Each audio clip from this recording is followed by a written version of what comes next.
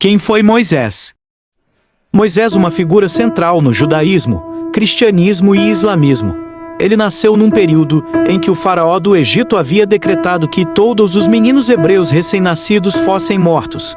A mãe de Moisés o colocou em um cesto no rio Nilo, onde foi encontrado e adotado pela filha do faraó. Moisés foi criado na corte egípcia, mas sempre teve consciência de suas origens hebraicas. Na juventude, Moisés fugiu para o deserto após matar um egípcio que estava maltratando um hebreu. Temendo pela sua vida, ele deixou o Egito e foi para a terra de Midian. Lá, ele encontrou um poço, onde ajudou as filhas de Jetro, também chamado Reuel, sacerdote de Midian, a tirar água para seus rebanhos. Em agradecimento, Jetro deu a Moisés sua filha Zípora em casamento. E ele se estabeleceu em Midian como pastor de ovelhas. Enquanto cuidava do rebanho de Jetro, Moisés teve uma experiência extraordinária. No Monte Horebe, também conhecido como Monte Sinai, ele viu uma sarça arbusto em chamas que não se consumia. Curioso, Moisés se aproximou para observar mais de perto. Então, Deus chamou Moisés do meio da sarça, dizendo: Moisés, Moisés. E ele respondeu: Eis-me aqui. Êxodo 3 e 4. Então Deus disse para Moisés não se aproximar mais e tirar as sandálias, pois o lugar onde estava era santo. A partir daí, Deus revelou sua intenção a Moisés. Deus disse para Moisés: Eu sou o Deus de teu pai, o Deus de Abraão, o Deus de Isaque e o Deus de Jacó. Êxodo 3 a 6. Deus explicou a Moisés que tinha visto a aflição de seu povo no Egito e ouviu seus clamores. Ele disse que desceria para livrá-los da escravidão e levá-los a uma terra boa e espaçosa, a terra de Canaã. Deus então comissionou Moisés para retornar ao Egito e liderar a libertação dos israelitas. Moisés estava relutante e apresentou várias objeções. Primeiro, Moisés disse: Quem sou eu? Moisés questionou sua própria capacidade de enfrentar o faraó e liderar o povo. Então Deus respondeu a Moisés: Eu estarei contigo. Moisés perguntou a Deus: Qual é o seu nome? Moisés perguntou qual deveria ser a resposta se os israelitas perguntassem quem o havia enviado. Deus disse: Eu sou o que sou, e mandou Moisés dizer aos israelitas: Eu sou, me enviou a vocês. Êxodo 13 e 14. Moisés, relutante, perguntou se não acreditarem em mim. Moisés também falou: Eu não sou eloquente, dizendo que não era bom com as palavras. Porém, após essa última objeção de Moisés, Deus ficou irado. Então se acendeu a ira do Senhor contra Moisés e disse: Não é Arão, o levita, teu irmão. Eu sei que ele fala fluentemente. E ele também vem ao teu encontro, e vendo-te, se alegrará em seu coração. E tu lhe falarás e porás as palavras na sua boca, e eu serei com a tua boca e com a dele, ensinando-vos o que haveis de fazer. E ele falará por ti ao povo, e acontecerá que ele te será por boca, e tu lhe serás por Deus. E tomarás na tua mão esta vara, com a qual farás os sinais. Êxodo 4 e 14 e 17. Finalmente, Moisés aceitou a missão. Ele retornou ao Egito com sua família e se encontrou com Arão. Juntos, eles reuniram os anciãos de Israel. Assim se iniciou a missão divina de libertar os israelitas da escravidão no Egito, levando-os eventualmente à terra prometida. Porém, o faraó relutante não queria libertar o povo judeu, mesmo Moisés dizendo que Deus o havia enviado. Foi quando Moisés fez seu cajado se transformar em uma serpente. Os sacerdotes do faraó viram e fizeram 2 cajados também se transformar em serpente, quando Deus mostrou sua superioridade sobre os deuses egípcios e fez o cajado que Moisés havia transformado em serpente engolir a serpente dos sacerdotes egípcios.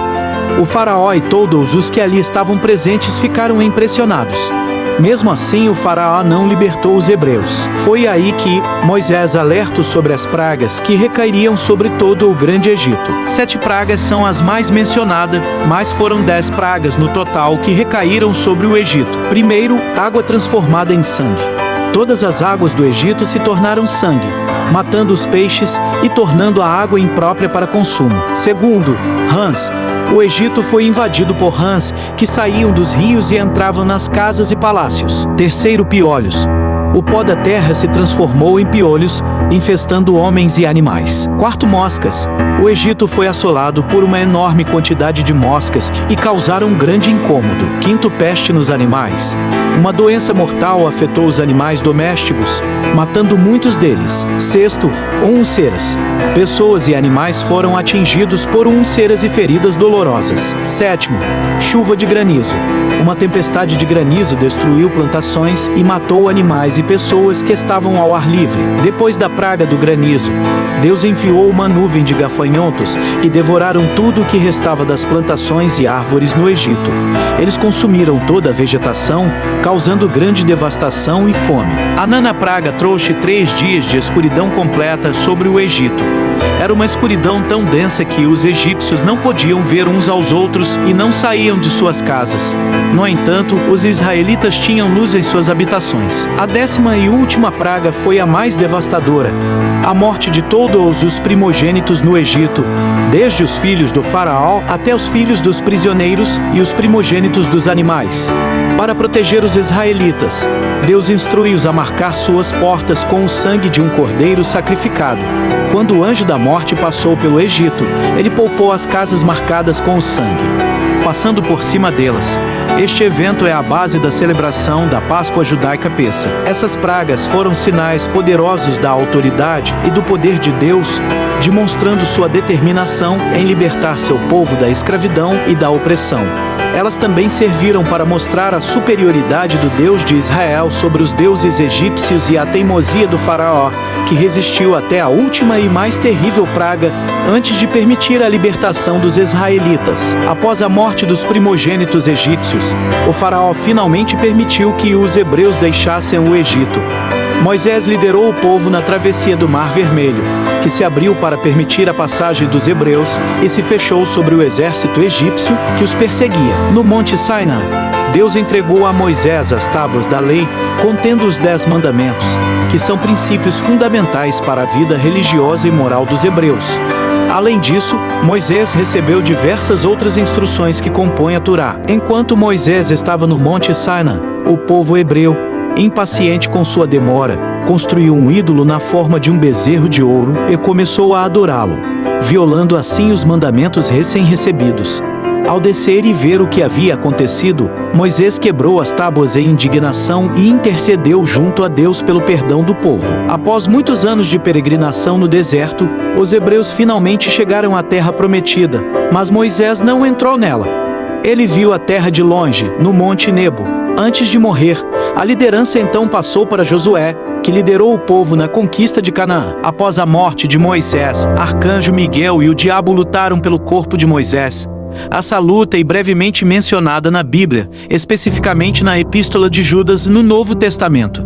Judas 1:9. Chegamos ao final da trajetória do grande profeta Moisés. Espero que todos tenham gostado. No próximo vídeo, vamos explorar sobre a batalha do diabo contra o arcanjo Miguel na luta pelo corpo de Moisés. Vamos explorar o que tradições judaicas e teólogos e estudiosos da Bíblia têm a dizer sobre a luta pelo corpo de Moisés. Até a próxima, fiquem na paz de Deus.